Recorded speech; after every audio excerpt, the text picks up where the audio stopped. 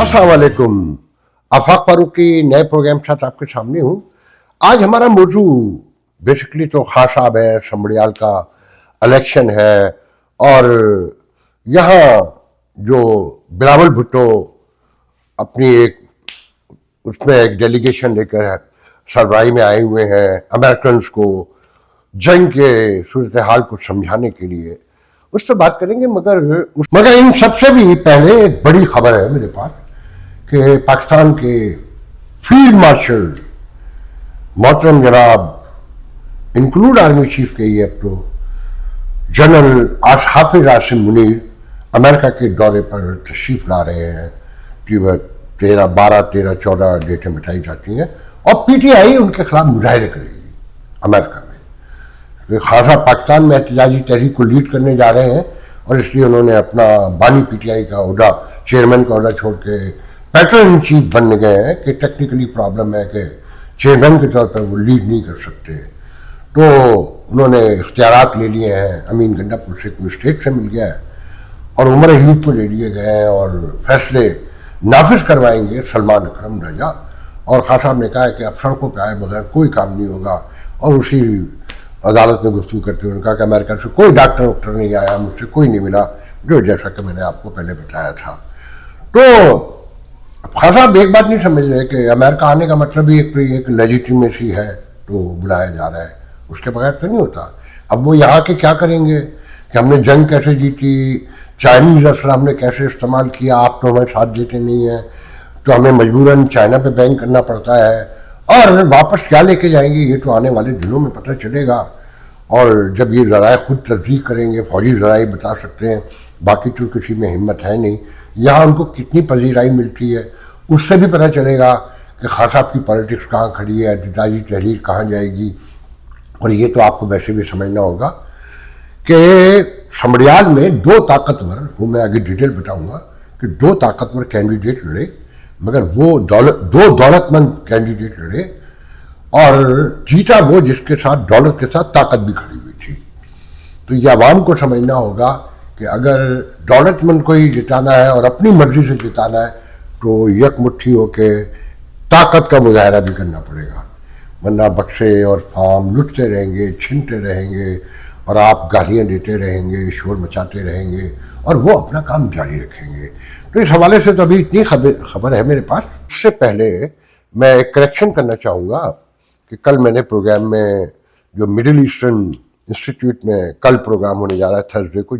5 जून को, जहाँ ये पूरा डेलीगेशन जो पाकिस्तान से आया हुआ है वो लोग हैं। तो इसको जो हमारे दोस्त हैं गजम्फर और नामवर शायर भी हैं, सहाफ़ी भी हैं, गजम्फर हाशमी, उनकी ऑर्गेनाइजेशन है इंटरनेशनल लेटर ऑफ अकेडमी, उसके ज़रिए इत्माम हो रहा है। तो उस पर जो मैंने कहा था उसमें उन्होंने कुछ करेक्शन की है। सबसे पहले तो मैं गजम्फर हाशमी से माज़रत ख़्वाह हूँ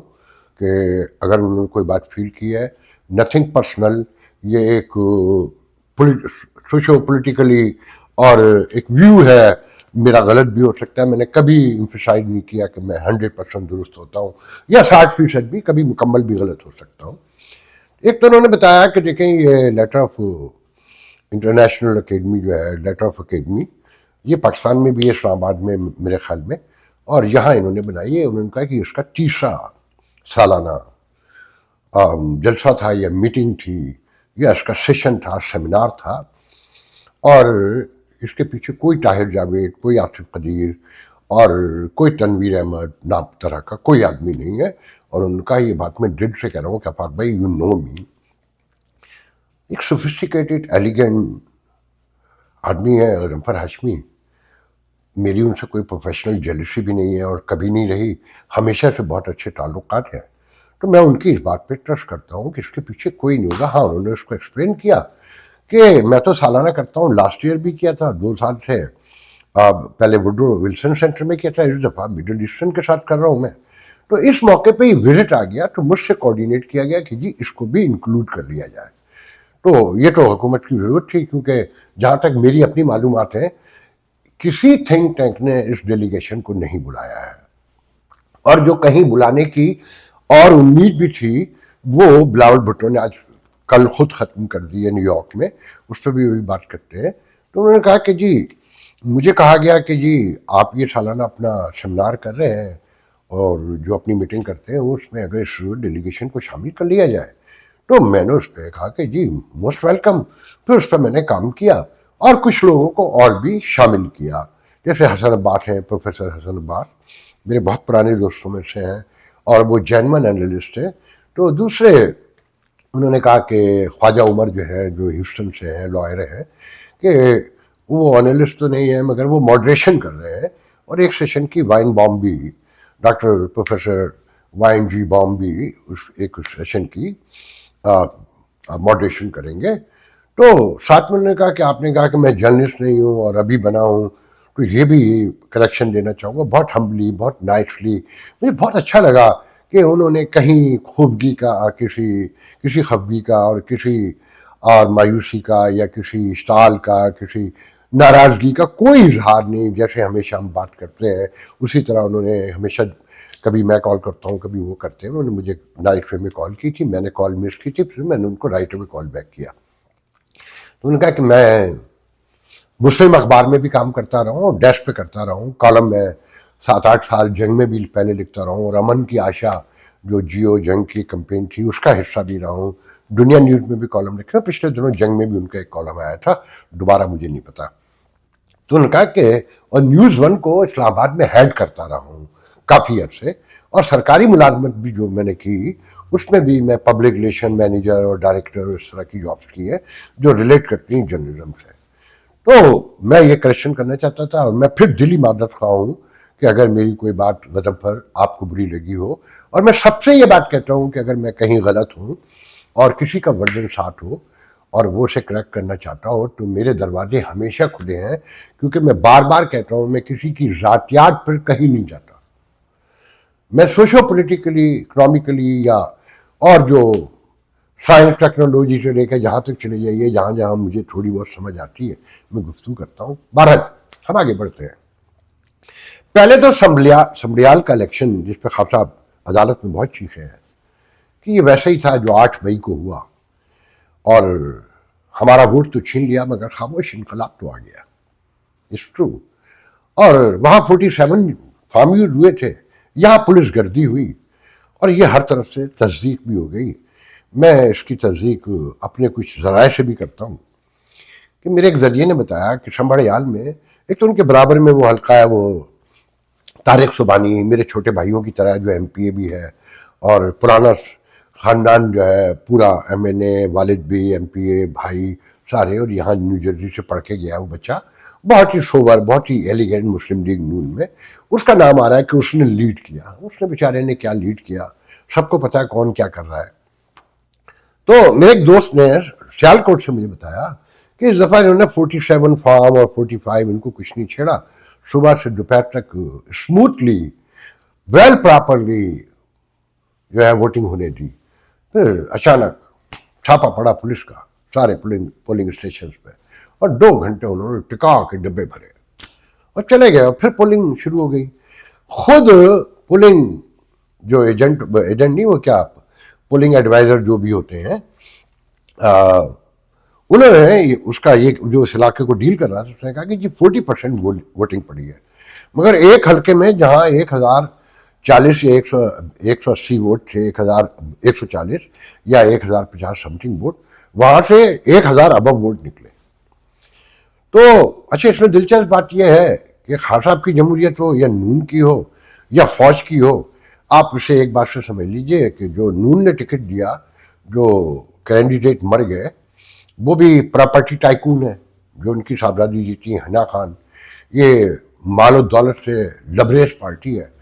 اور فاخر گوندل جو ہے، فاخر نشاد گوندل جو پی ٹی آئی کے ٹکٹ پہ تھے، یہ بھی پراپرٹی ٹائکون ہے، اور ان کو پہلے بھی ٹکٹ جو ہے نا،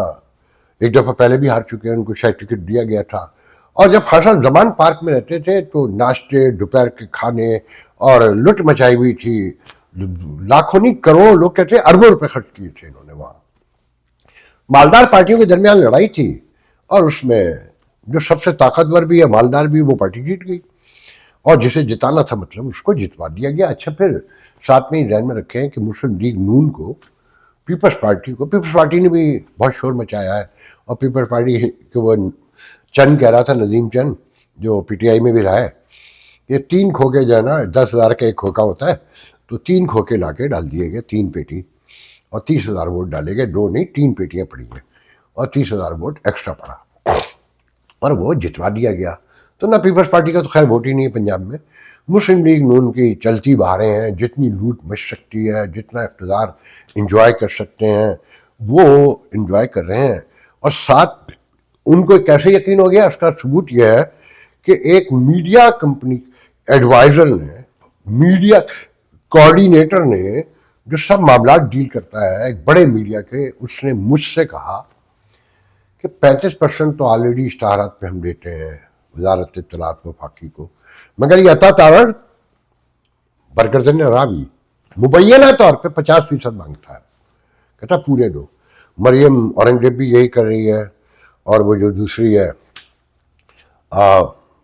جیسے پی ٹی آئی والے باندری کہتے ہیں، مجھے نام نہیں آ رہا اس کا، تو مریم اورنگزیب بھی ہے شاید وہ تو نا، اور وہ دوسری یہاں پر جو عظما خان، یہ سارے لوگ جو نا انہوں نے ایک بازار لٹ کا مچایا ہوا ہے، کیونکہ سب کو پتہ ہے، اور مریم اورنگزیب تو بچے بھی دبئی جا چکے ہیں، تو انہوں نے لوٹ مچائی ہوئی ہے بڑے پیمانے پر، اور ٹکا کے مال بن رہا ہے، کیونکہ پتہ ہے کس کے بعد تو بہاریں کس نے دیکھی ہیں۔ اب آتے ہیں جناب ساتھ میں، ہاں یہ میاں نواز شریف جو انگلینڈ پہنچ گئے ہیں، اور پہلی بار ہمارے دوست ہیں مسلم لیگ نون کے، مگر میرا چھوٹا بھائی ہے بالکل، راجہ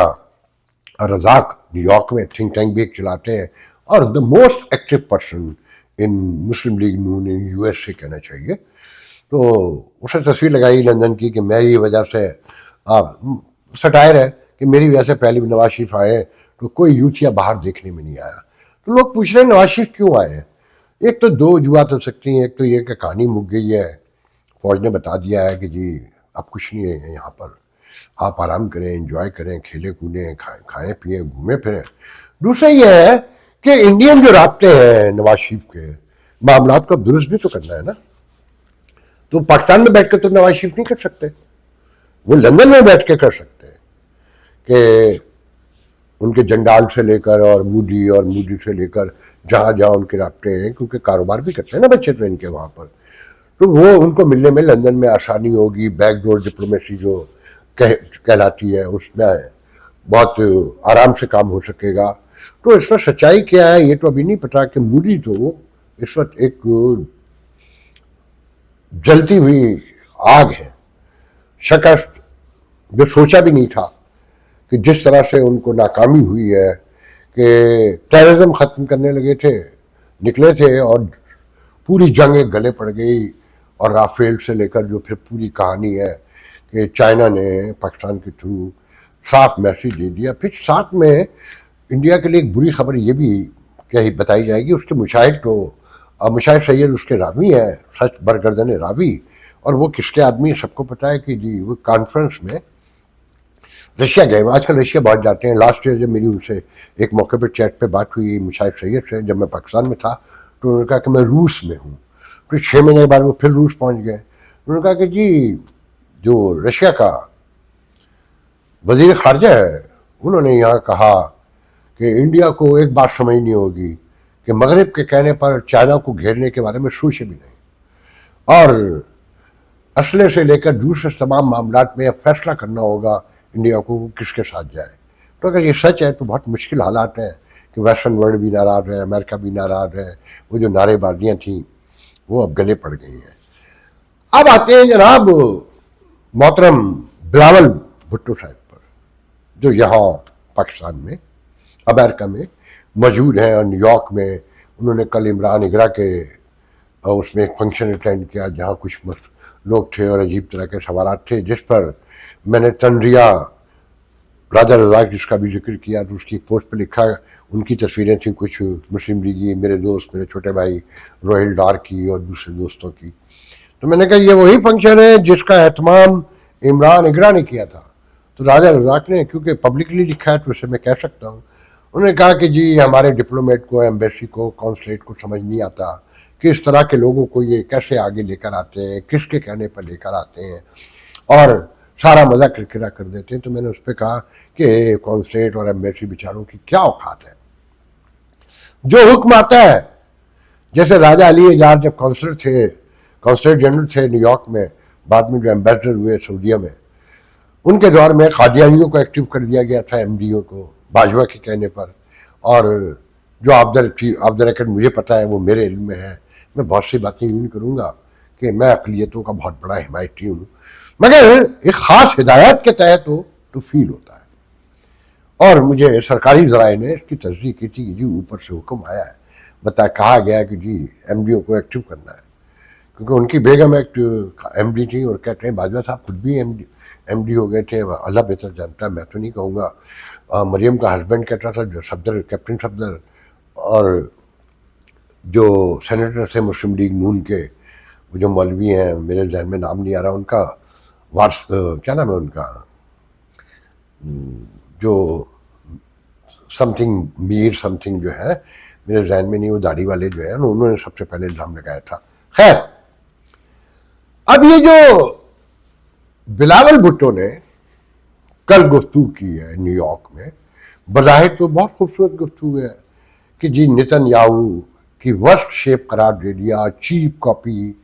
टीम्ड कॉपी और थिंग्स लाइक दैट, कि कसाई पहले भी कहते रहे कि ये गुजरात का कसाई है,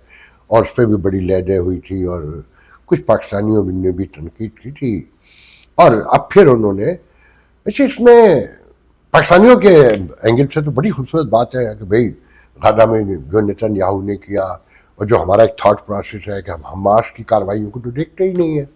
उसे तो एक लेजिटिमेट स्टेट के तौर पर डील करते हैं, उसका हक समझते हैं कि वो जहाँ चाहे हमलावर हो जाए। मगर